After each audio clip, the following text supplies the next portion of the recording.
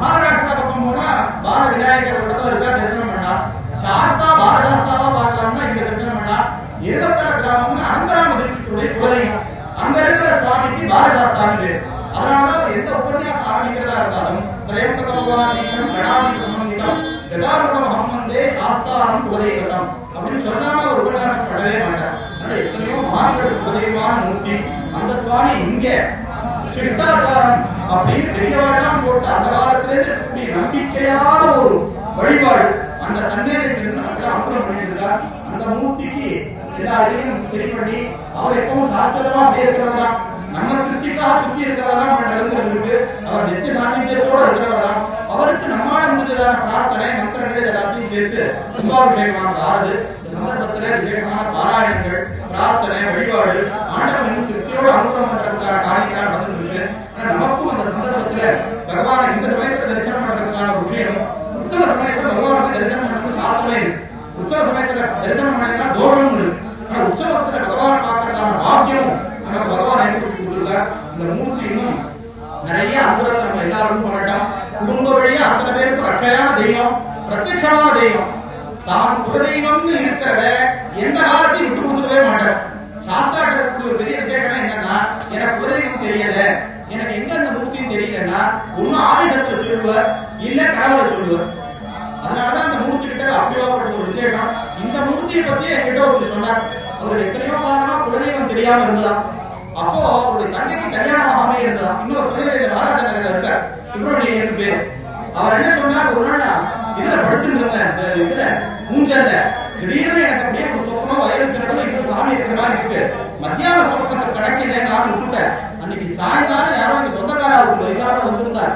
சுவாமி உடனே மேல அவர் மேல ஆவேசமாகி, நீயே வருத்தப்படுற, சடப்பையாருனா நான் தான் அடிக்க குலதெய்வம், நான் தான் உன்னையா நான் விட்டேன், நீ என்ன வந்து பாருன்னார். இது எனக்கு அவர் சொன்னது திருப்தியா இருந்தது. அப்புறம் கண்டேன்னு ஒரு 2-3 நாள் எங்க ரொம்ப வயசான அத்தை ஒத்தி பாட்டி அவளை எப்படியோ பாட்டு சந்தர்ப்பம் கிடைக்கும் அவர் சொன்னா, நமக்கெல்லாம் குலதெய்வம் சடையதான் பார்த்துட்டு என்கிட்ட சொல்லியிருக்கா, எனக்கு தெரியும், அப்புறம் தான் சொல்றா. உடனே ஓடி வந்து தரிசனம் பண்ணிட்டு போனேன். என் தங்கைக்கு அடுத்த வாரம் நிச்சயமாச்சு. அப்படின்னா சுவாமியுடைய அனுபவம் சொல்லவே முடியாது, என்கிட்ட நேரடியா சொன்ன அனுபவம். அதனால பிரத்யட்சமா இருக்க அனுபவம் என்ற மூர்த்தி சாஸ்தா. அந்த சாஸ்தா இந்த விசேஷமான பாலசாஸ்தாவா முக்கியது. தரிசனம் பண்ண வேண்டிய ஒரு மூர்த்தி. அந்த சுவாமி மேல நிறைய மங்களாக்களை தரட்டும், கும்பாபிஷேகம், அதை சார்ந்து இருக்கிற அடிமைக்காரா குலதெய்வக்காரா அத்தனை பேருக்கும் பகவான் பரிபூர்ணமான மங்களத்தை கொடுக்கட்டும். இந்த சந்தர்ப்பத்தில் பகவான தரிசனம் பண்றதுக்கு பாக்கியம் கிடைச்சது. எல்லாருக்கும் சாஸ்தா பரிபூர்ணமான அனுபவத்தை பண்ணட்டும் பிரார்த்திக்கிறேன். சுவாமியே சரணமையப்பா சரணம் பார்வதி பதையே.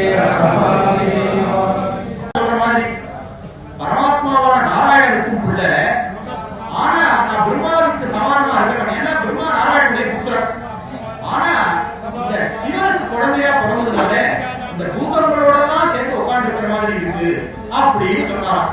அந்த ரசமே இப்படி இல்ல, இது சோக ரசம்.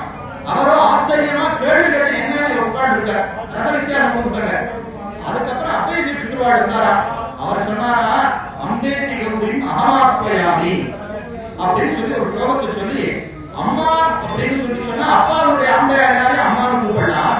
எனக்கு அப்பாவோ பரமேஸ்வரன், பார்வதி என் அம்மாவும் கூப்பிடுவேன்.